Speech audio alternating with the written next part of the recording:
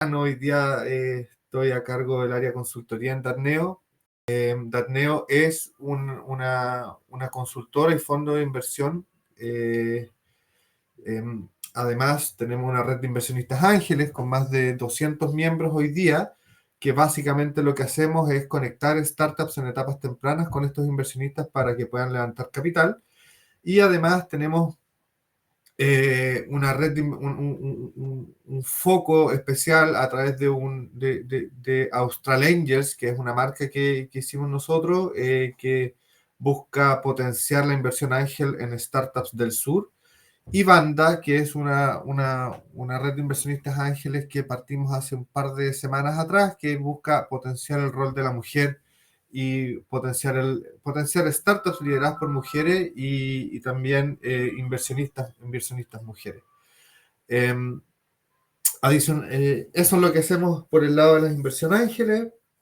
Por el lado de trabajos con startups, tenemos una serie de servicios que básicamente tenemos empaquetado toda nuestra experiencia trabajando con startups, la empaquetamos en servicios para ayudar a startups a levantar capital. Dependiendo del estado de madurez que tengan los proyectos, tenemos distintas cosas, distintos servicios, que eso lo vamos a ver un poco más en detalle a las 3 de la tarde cuando presentemos un poco más en detalle lo que hacemos. Y lo que diría yo que el programa protagonista o el servicio protagonista que tenemos, el programa de levantamiento de capital, que es un programa de 4 meses estructurado para trabajar con startups en etapas tempranas, para ayudarlos a levantar capital, a estructurar sus estrategias de negocio y luego ponerlos en contacto con inversionistas. Y ya, bueno, entrando un poco en el tema del taller, el foco de lo que vamos a ver ahora es súper introductorio para entender qué es el Venture Capital, qué es lo que buscan los inversionistas, ya sean inversionistas ángeles o fondos, y básicamente cuál es la lógica que hay detrás. Vamos a partir viendo cuál es la diferencia entre un emprendimiento tradicional y startups. Lo primero es que todo emprendimiento es básicamente es un proceso dinámico, iterativo, ya sean emprendimientos tradicionales como podría ser una zapatería o una carnicería, o una consultora o una startup tecnológica o una startup científica. Todas hacen básicamente lo mismo, que es a partir de una oportunidad, hacer una explotación con este emprendimiento de esa oportunidad para generar valor, ¿ya? Y de nuevo, cualquiera sea el tipo de emprendimiento, ese emprendimiento se va a ejecutar a partir de 3 cosas fundamentales: las personas que lo componen, la tecnología que tengan disponible y los recursos monetarios que tengan disponibles para ejecutar ese emprendimiento, ¿vale? Entonces, estas 3 cosas son las que permiten que el emprendimiento explote esa oportunidad y la convierta en algo de valor. Y acá una cosa fundamental que hay que tener en cuenta es que un emprendimiento o una startup es mucho más que la idea, y eso es algo que vamos a ver a lo largo de este taller. La idea por sí sola no tiene un valor muy relevante. La clave está en la ejecución, en la capacidad que tenga el equipo emprendedor de ejecutar esa idea. Y eso es lo que nos lleva a qué es una startup. ¿Cuál es la clave de la startup? Eh, hay lo primero y fundamental que hay que tener claro respecto a la startup, al concepto startup per se, es que en un principio es un conjunto de hipótesis por demostrar. Una startup lo que está haciendo a través de un emprendimiento de base tecnológica o científica es resolver un problema siempre grande y ojalá un problema creciente a partir de una innovación tecnológica o una innovación científica. Cuando hablamos de innovación nos referimos a que es una manera distinta de resolver ese problema y que por lo tanto, como es distinta, no existe claridad de que efectivamente se va a poder ejecutar. No existe claridad de que la tecnología va a funcionar, no existe claridad de que el equipo va a ser capaz de ejecutar eso, y por lo tanto, cuando hablamos de una startup, tenemos que tener claro que parte siempre como una idea, una innovación que se está llevando al mercado y que en la medida que vaya demostrando que funciona, que los clientes efectivamente ven el valor, que pueden ir creciendo, entonces son exitosas. A partir de todo esto, la clave de una startup, y esto es súper relevante que lo tengan claro, la clave de una startup es que tiene la capacidad, dame un segundo, es que tiene la capacidad de crecer así. O sea, que tiene la capacidad de crecer exponencialmente y no como una pyme más tradicional, que la verdad es que no tiene la capacidad de crecer exponencialmente porque tiene una capacidad productiva dada. Los startups, como son de base tecnológica, generalmente digital o científica, no, no se ven supeditados a una capacidad productiva. Pensemos en una zapatería o en una carnicería, bueno, van a poder vender lo que puedan hacer en una cierta cantidad de horas o lo que puedan tener en su bodega en una cierta cantidad de tiempo. En cambio, las startups, eh, al tener un servicio o un producto que es digital, tiene la capacidad de escalar y de vender sin tener un stock asociado. Y ahí es donde muchas veces se caen ciertas startups que tienen una base de un servicio o que tienen un hardware de por medio. Ahí entramos en disonancia acá porque sí, esas sí tienen el problema de su capacidad de escalamiento, por lo tanto ese es un problema que tienen que solucionar. Un tema fundamental para entender la capacidad que tiene una startup de crecer es entender cómo las ventas pueden crecer en relación a sus costos. Un emprendimiento tradicional, cada vez que crece, sus costos van creciendo. Pensemos de nuevo en un ejemplo tipo un taller mecánico, por ejemplo.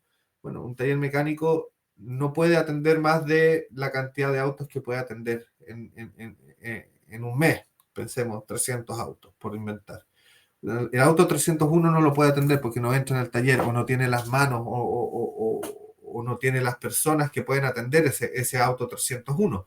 Por lo tanto, si es que quisieran hacerlo, lo que tienen que hacer es contratar una persona adicional que ya eso va a hacer que los costos empiecen a subir en la medida que las ventas van subiendo. En cambio, las startups no.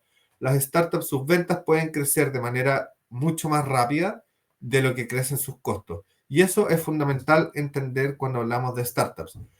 Si una startup no puede tener una, un comportamiento de sus ventas y sus costos de este sentido, entonces no vamos a hablar de que es una startup escalable.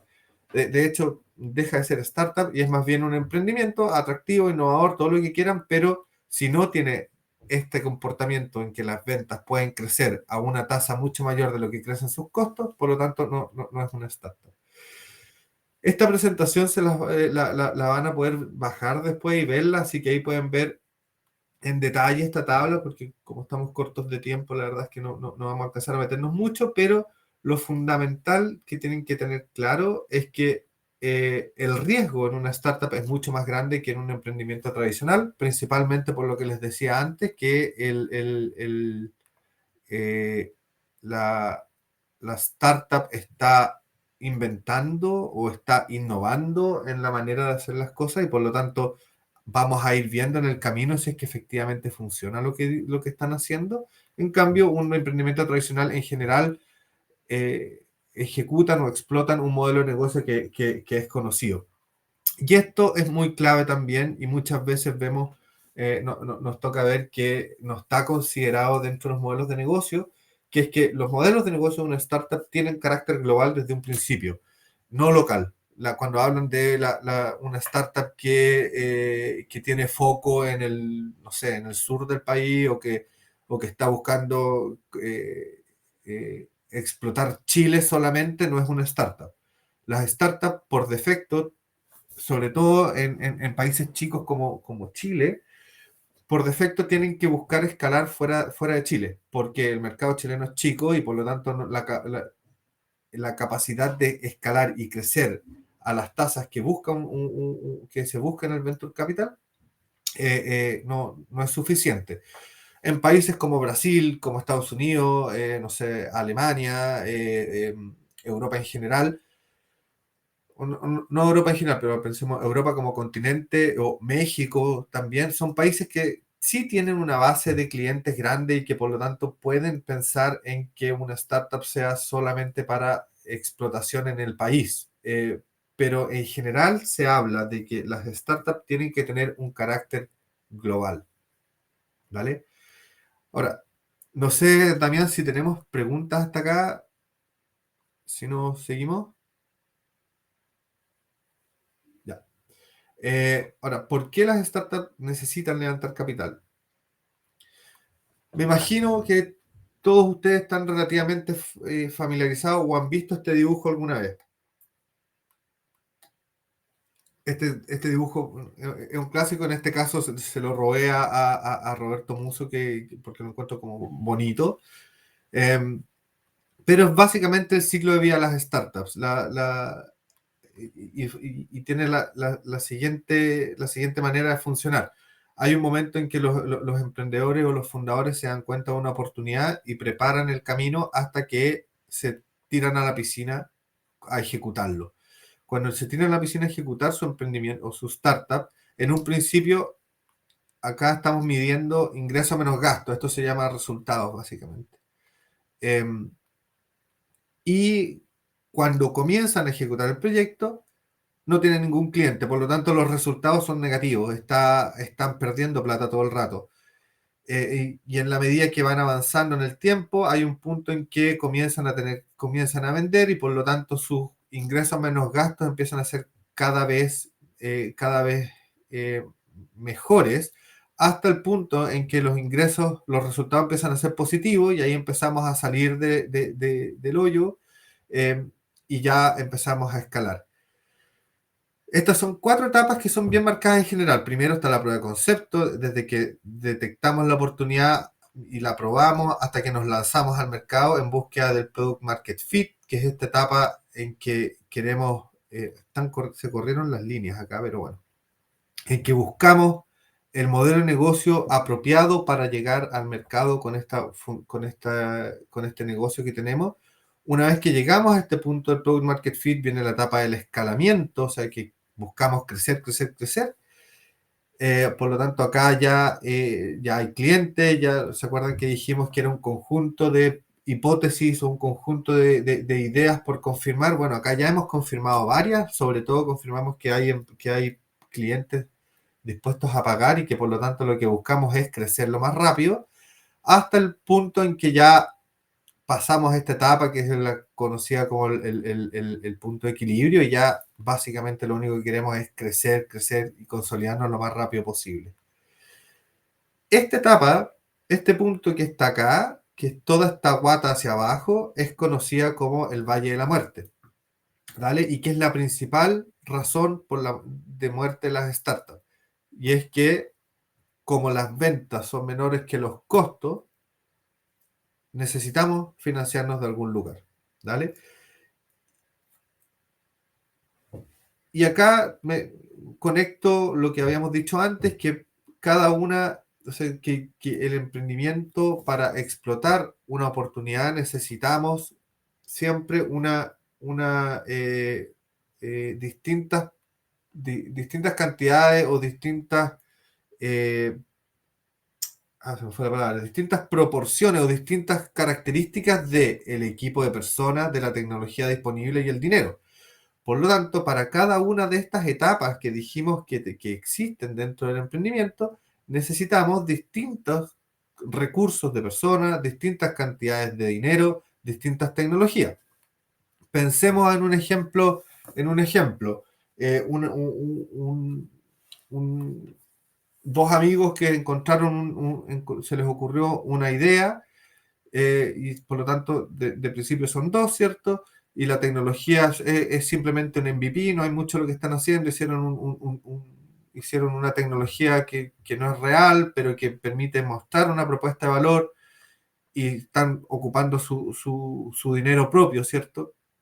Cuando ya se lanzan a la piscina, van a empezar a salir al mercado, van a empezar a tener que armar la tecnología a desarrollarla de manera real, por lo tanto ya a lo mejor no necesitan, no es suficiente con 2 personas, sino que van a tener que tener 2 o 3 personas más, pensemos que ya son 4, la tecnología va a haber que desarrollarla, eso va a requerir también, va a requerir plata, por lo tanto, todo esto empieza a cambiar. Cuando ya encontramos el product market fit y empezamos a escalar, ya no es suficiente 4, vas a tener que darle soporte a tus clientes, vas a tener que seguir el desarrollo, vas a tener que mejorar la tecnología, vas a necesitar mucho más plata para escalar a otros países. Por lo tanto, todo esto va cambiando en la medida que vamos pasando de etapa en etapa. Entonces, ¿por qué las startups necesitan levantar capital? Por 2 cosas. Para poder sobrevivir a esta etapa que es conocida como el Valle de la Muerte y para poder acelerar esta etapa que es conocida como la etapa del escalamiento o de crecimiento. ¿Vale? Entonces, esto es súper importante que lo tengamos claro. En la medida que vamos avanzando en el ciclo de vida de la startup, y vamos saliendo del Valle de la Muerte, vamos teniendo más ingresos que costos, vamos confirmando que hay clientes, vamos creciendo los clientes, nuestra startup va teniendo un mayor valor. Esto es súper relevante de nuevo que lo tengan claro. Los valores, el valor de una startup no está dado por la idea que hay detrás, no está dado por un PowerPoint, sobre todo en etapas tempranas, digamos, etapas tempranas sí, probablemente de aquí para allá, no está dado por un flujo de caja proyectado, para que eso lo podamos ver en otro minuto, de maneras de valorizar la empresa, está dado principalmente por ventas y por en qué etapa estamos del modelo del ciclo de vida y por qué tan grande es el mercado y por cómo fue valorizada una startup similar en otro momento del tiempo. No nos vamos a meter para allá, solo vamos a meternos en que las valorizaciones de las empresas crecen, van avanzando de manera escalonada, porque cada vez que logramos avanzar en el ciclo de vida de la startup y logramos confirmar alguna de las hipótesis que teníamos inicialmente, eso se va reflejando en el valor de la empresa. ¿Ya? Por lo tanto, acá tenemos un ejemplo para que se entienda mejor. Pues, centrémonos en este gráfico de abajo. Aquí vamos a verlo acá con algunos ejemplos. Por ejemplo, esta empresa hoy día pensemos que vale 0, porque es solo una idea. Y empecemos a revisar. Pues entonces, veamos, busquemos la idea que tenemos. ¿Resuelve un problema importante? Pensemos que sí. Perfecto, ya la startup vale un poquito más. ¿El servicio o el producto que estoy resuelve el problema? Sí, lo resuelve. Perfecto, ya vale un poquito más. Vamos confirmando ciertas cosas. ¿Hay demanda? Esto para mí es lo más importante. ¿Hay demanda por mi producto o mi servicio? Sí, hay demanda. Perfecto, eso ya quiere decir que hay clientes dispuestos a pagar por lo que yo estoy ofreciendo. ¿Puedo marginar harto? Sí, puedo marginar harto. Perfecto, eso ya de nuevo es un siguiente escalón que permite confirmar que el valor de mi empresa es suficientemente alto o crece, digamos. Puedo crecer, puedo llegar a un punto en que, o llegué a un punto en que mis ventas son mayores a mis gastos y que por lo tanto estoy en equilibrio. Sí, lo logré. Tengo una empresa en equilibrio. Perfecto, ya mi empresa vale más. ¿Puedo generar una barrera de entrada o tener una ventaja competitiva frente a otros oferentes de servicios similares? Sí, lo tengo. Hoy día tengo bloqueado los principales clientes, soy el único en los mercados más importantes. Eso nuevamente hace que el valor de la empresa crezca. ¿Logro levantar capital? Logro levantar capital. En las distintas etapas, sí. Eso de nuevo es un aliciente de que estoy logrando avanzar en mi ciclo de vida. ¿Puedo escalar mi negocio? Puedo escalar mi negocio. Por lo tanto, todas estas, y estos son algunos ejemplos de preguntas, pero el punto es que por cada vez que nosotros logramos ir confirmando etapas, ir avanzando en estas etapas, vamos creciendo en nuestro valor, el valor de nuestra empresa. Por lo tanto, es súper relevante considerar que el desarrollo de las startups es por etapas. Tenemos que pensar cuáles son los puntos fundamentales que necesito avanzar con mi startup para avanzar al siguiente nivel. ¿Vale? Eso nos permite, por un lado, pensando en los inversionistas, que si tú les vas a pedir, vas a buscar levantar financiamiento, ese financiamiento no va a ser para avanzar de aquí hasta acá, sino que va a ser para avanzar en la primera etapa, de aquí hasta acá, por ejemplo, que te permita avanzar de este nivel de valorización a este otro nivel de valorización. ¿Vale? Y eso también permite a los emprendedores no ceder demasiado ¿cómo se llama? En la, se me fue la palabra, en,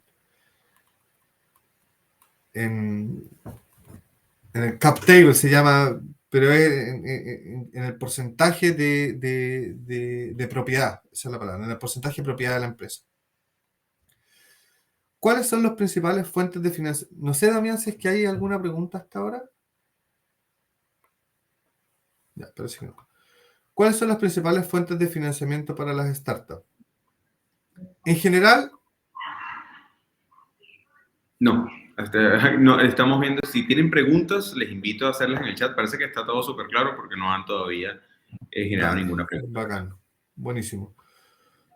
En términos, ya, perfecto. Las fuentes de financiamiento en general son tres: la deuda, los fondos o concursos, los subsidios, los semillas, qué sé yo, y patrimonio o capital privado. Las startups, sobre todo o principalmente en etapas tempranas, no tienen acceso a deuda, no tienen acceso a que un banco les preste plata o no tienen acceso a tarjetas de crédito, porque no tienen historia, no tienen IVA, no tienen activos fijos, no tienen nada que permita a los bancos asegurarse de que eso va a funcionar. Por lo tanto, quienes se pueden endeudar en un principio son los socios de la empresa y no la empresa en sí. Por lo tanto, en general no se considera la deuda como una fuente de financiamiento. Tenemos, sobre todo en Chile, en otros países también, pero Chile tenemos ahí un tremendo activo que es Corfo y Cercotec principalmente, que tienen una serie de subsidios que permiten financiar empresas en etapas tempranas. Los semillas, los expande, etcétera, etcétera. Por lo tanto, esta es la principal fuente de financiamiento para emprendimientos en etapas tempranas. Y después está el patrimonio o capital privado. Acá se habla siempre de la triple F: familiares, friends o amigos y fundadores, que son quienes financian los emprendimientos en la primera etapa. Después están los inversionistas ángeles, los fondos de inversión eh, según la madurez de la startup. Un poco volviendo al ejemplo, al dibujo que teníamos, ¿cierto? En las etapas, en las primeras etapas, cuando estamos, bueno, siempre tenemos a Corfo. Corfo en general tiene distintos instrumentos para financiar en las distintas etapas. Pero si nos vamos a los fondos privados o a las fuentes de financiamiento privado, en un principio, cuando nadie nos cree, nadie nos conoce y la tecnología todavía está en prueba, ¿cierto? La fuente de financiamiento son los propios emprendedores y sus familias y amigos. Los inversionistas ángeles vienen después los fondos, y asimismo se ve a partir de las valorizaciones. Según la valorización que tenga la startup, se puede inferir cuál es la fuente de financiamiento en la que quería buscar. Aquí esta tabla es súper buena para que la puedan revisar después, que explica según la etapa en la que está la startup, cuándo debería levantar capital, cuál es la atracción que quería tener, cuál es el tipo de fondo al que quería apuntar, para qué tamaño de la ronda y más o menos la valorización que querían tener. Cada vez más hay una cuarta fuente de financiamiento para startups que son las empresas tipo corporate, empresas grandes, empresas que transan en bolsa generalmente. Damián, Sí, tenemos aquí una consulta de Eric que nos pregunta, ¿cuándo es recomendable solicitar capital privado?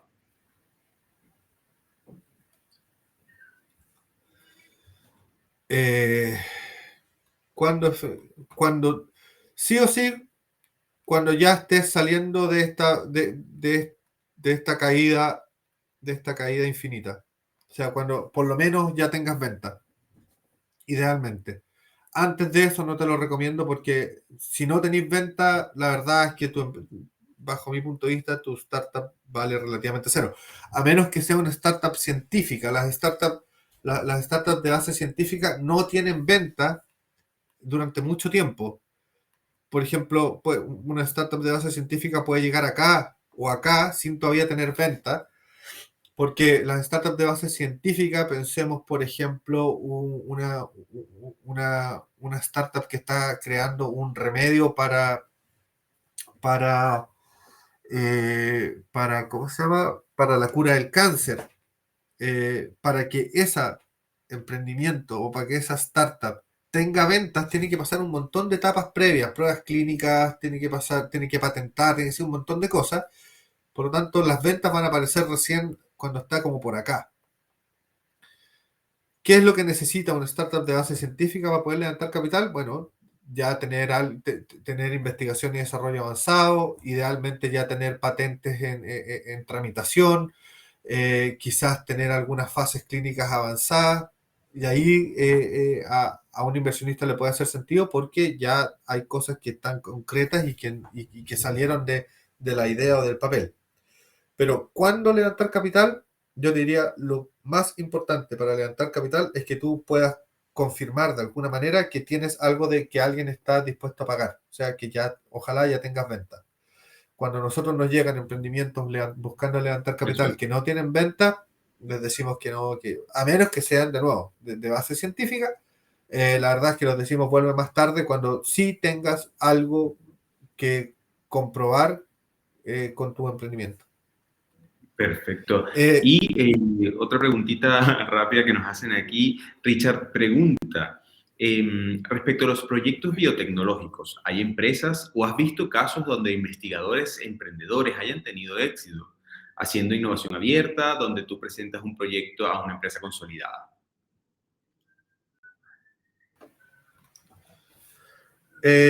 no, no lo he visto, pero probablemente todos ustedes o algunos de ustedes se vacunaron con la Pfizer BioNTech. Ahí tenía un caso. Pfizer BioNTech. BioNTech era un laboratorio. A lo mejor no una startup, pero sí era un laboratorio privado. Y que desarrolló la vacuna. Y cuando esa vacuna lograron confirmar que la vacuna funcionaba, lo que hizo Pfizer, que es una mega corporación, agarró esta cuestión y la metió a su, entre comillas, así como en fácil, a sus líneas de producción y pudieron hacer miles de millones de dosis para tener la primera vacuna. Ahí tenía un caso similar a lo que estoy diciendo. Sí, conozco muchos casos de emprendimientos de biotecnológico, de base científica, que han logrado levantar capital y ser exitosos, sí, pero que sea a través de la innovación abierta o a partir de trabajo colaborativo con una corp, no lo tengo tan presente. Eh, Lo que les estaba comentando del Corporate Venture Capital, esto es súper importante tenerlo claro, cada día está más potente, sobre todo en Chile, en otros países ya lleva años eh, explotándose y es cuando las empresas corporativas, pensemos en empresas grandes que transan en bolsa, invierten en startups. ¿Por qué lo hacen? Lo hacen para poder participar de estas innovaciones que están haciendo estas startups y que ello le permita mejorar sus propuestas de valor para con sus clientes o bien les permitan participar en disrupciones del mercado que estén haciendo que estén haciendo esas innovaciones, que estén haciendo esas startups. Un caso clásico del Corporate Venture Capital es Blockbuster. Blockbuster era la corporación más grande a nivel mundial de arriendo de películas. Tenía más de 3.000 tiendas alrededor del mundo y arrendaban películas, y las personas hace 15 o 20 años, cada fin de semana, cuando querían ver una película, como así con la facilidad que ustedes ven hoy día en Netflix, por ejemplo, lo que hacían era ir a Blockbuster y arrendar una película y se la llevaban a su casa. Y por al lado empezó a salir un emprendimiento que se llamaba Netflix, que cambió el modelo de negocio en su minuto, de cómo se arrendaban películas, y ya no teníais que ir al local, sino que lo pedíais por una página web, te llegaban en un sobre a tu casa porque eran ya DVDs. Y cambiaron el modelo de negocio porque no te cobraban multas si te demorabas en devolver la película, sino lo que hacían era te pasaban todas las películas que quisieras por hasta, no sé, voy a inventar, 5 días. O no, perdón, te pasaban hasta 5 películas por el tiempo que tú quisieras. Y en la medida que tú ibas devolviendo las películas, te mandaban otras. Y bueno, les empezó a ir bien. Y en un minuto Netflix se acercó a Blockbuster y le dijo: hola Blockbuster, sabes que mira, voy a inventar la cifra, pero necesito $1 millón para seguir escalando esto, y es un modelo de negocio que a ti te podría interesar porque lo estoy haciendo de manera distinta, me está yendo bien, y a ti tu modelo está un poco obsoleto. Y Blockbuster no quiso participar, prefirió seguir haciendo las cosas como lo estaban haciendo. Cuento corto, hoy día Blockbuster no existe y Netflix es mucho más grande de lo que Blockbuster logró ser en su minuto, y de hecho cambiaron la industria y la gente ya no va a ningún lugar a arrendar películas, sino que lo hacen hoy día a través de una plataforma de streaming, que ya son varias plataformas de streaming que existen en el mercado. Mirando hacia atrás, lo que quizás debió haber hecho Blockbuster es haber invertido en Netflix, y hoy día estaría siendo parte de esta nueva manera en que la industria se comporta, y no hubieran terminado muriendo por quedar fuera de esa nueva manera de hacer las cosas. Entonces, emprendimientos y empresas corporativas o empresas que transan en bolsa, las startups pueden financiarse con corporates que que vean en esa startup una añadidura de valor para sus negocios, y por ende pueden invertir. Esto claramente es capital privado también, pero es importante considerar que el por qué lo hacen esas startups, esas empresas, por qué esas empresas invierten en startups, es por una razón distinta. No es para tener un retorno financiero, sino es para obtener un beneficio estratégico para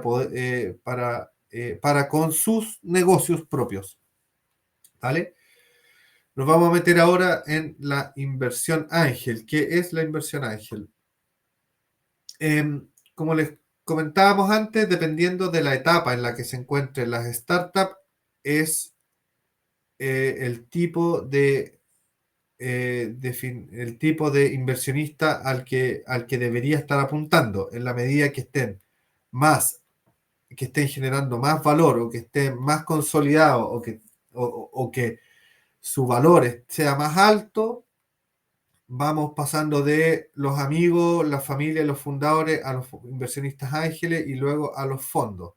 Los fondos en Chile han crecido una enormidad, más de un 1.700% entre el 2021 y el 2022. Y los ángeles igual han crecido harto, cada vez hay más.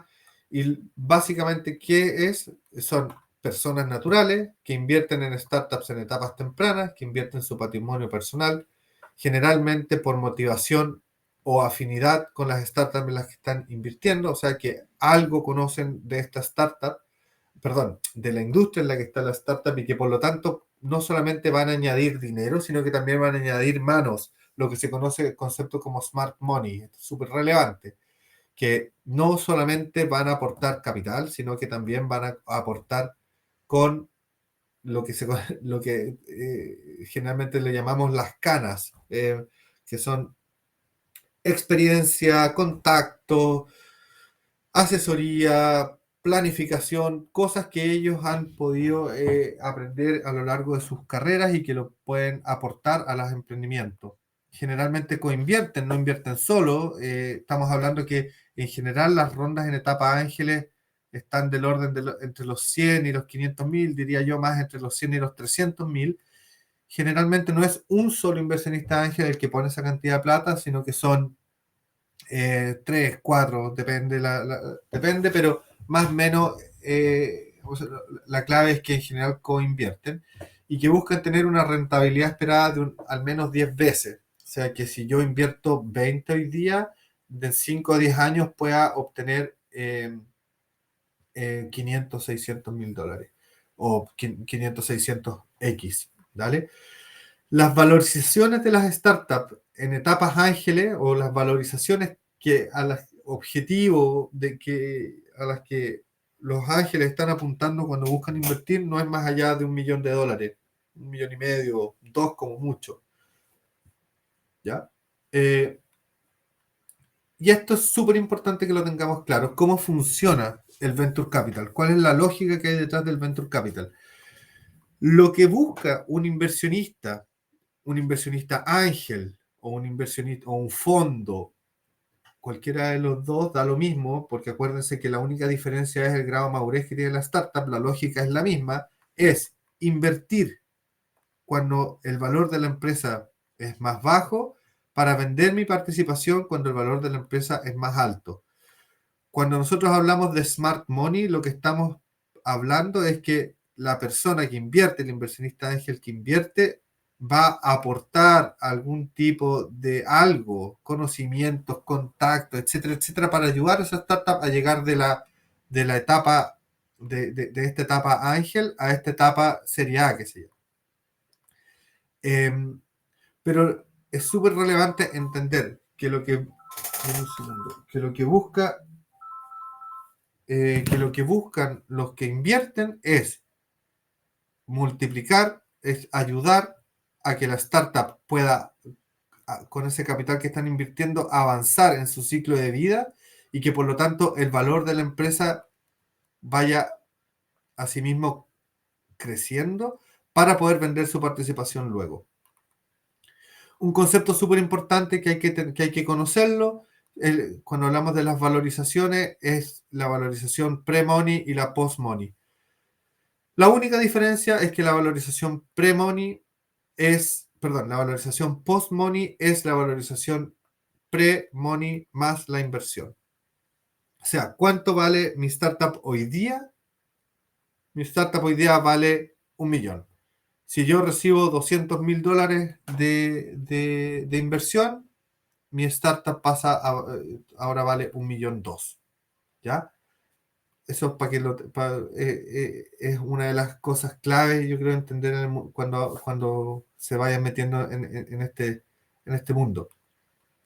Y acá hay un caso así como un pequeño caso práctico de cómo funciona eh,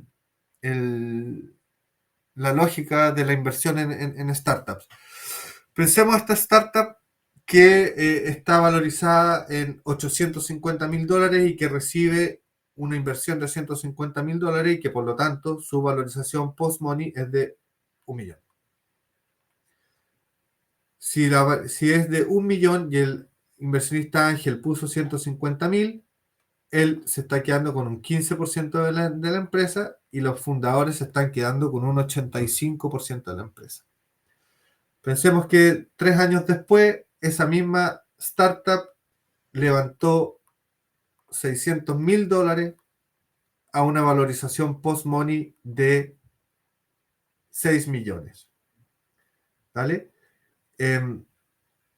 Y que, por lo tanto, a esa instancia lo que pasó es que los fundadores se diluyeron, tienen una dilución pasaron a tener solo un 70%, un 20% quedó en fondos que invirtieron en ese camino y que por lo tanto el inversionista ángel pasó de tener un 15% a tener un 10%. Si se dan cuenta, lo que Sí, ¿Sí? ajá. Una preguntita a la audiencia, disculpa que te interrumpa, Fernando. Jennifer, nos consulta si tienes datos respecto a cuáles son los países que están apoyando con mayor fuerza a las startups. Eh, as- en Latinoamérica, yo diría que son Chile, Argentina, Colombia, México. Brasil, en general, es mucho más potente que todos los países juntos que te comenté. Eh, Pero yo diría que esos son los más grandes. Obviamente Estados Unidos se come a todos con zapatos. Es el país que tiene más venture capital, que tiene más inversión ángel, y Europa probablemente menos que Estados Unidos, pero igual mucho más potente. Em, Eso. Eh, entonces, eh, me perdí en dónde estaba. Ya, perfecto. Este inversionista ángel, para que se entienda la lógica, invirtió $150,000 y se quedó con el 15% de la empresa. 3 años después, tiene solamente el 10% porque se diluyó, porque no invirtió más y otros invirtieron, pero tiene el 10% de un emprendimiento que ahora vale $6 millones. Por lo tanto, cuando él venda ese 10%, va a obtener $600,000 por una inversión que hizo de $150,000. Esa es la lógica que hay detrás de las startups. La idea es invertir X cuando la empresa es chiquitita para vender ese X a mucho más, a esa participación a un valor mucho más grande cuando la empresa es mucho más grande. En general, nosotros recomendamos a los inversionistas ángeles no invertir más del 5 al 10% de tu patrimonio y que diversifique. Esto es súper importante, quizás no para nosotros o para quienes estamos conversando en este minuto, pero sí tener claro que un 80% de las startups fracasan o al menos no cumplen con el objetivo de crecer en la lógica que estábamos hablando y que por lo tanto nosotros siempre se recomienda tanto a los fondos como a los inversionistas ángeles tener un portafolio de inversión que les permita disminuir el riesgo de que pierdan su inversión. Y el proceso de inversión, respecto al proceso de inversión o cómo funciona el proceso de inversión, eh, es el mismo en todos los casos. Es súper importante tener claro si en algún momento se acercan a necesitar levantar capital, que estos son factores fundamentales que van a mirar los inversionistas, que tengan un equipo full time, que estén solucionando un problema real y que esté creciendo, que tengan un one pager, o más que tener un one pager, que un one pager es un resumen de la startup en una sola hoja, pero más que eso, que tengan la capacidad de explicar claramente lo que hacen y la tecnología ¿cómo se llama? Y la oportunidad, que sea un problema, que el modelo de negocio sea escalable, que puedan internacionalizar lo más rápido posible, que tengan tracción y que haya propiedad intelectual, ya sea marcaria o de propiedad industrial. Y el proceso de la inversión ángel es, es exactamente el mismo proceso para un fondo o para un corporate venture capital. Lo primero que hacen los inversionistas es definir una tesis de inversión, que es básicamente el tipo de emprendimiento que están buscando.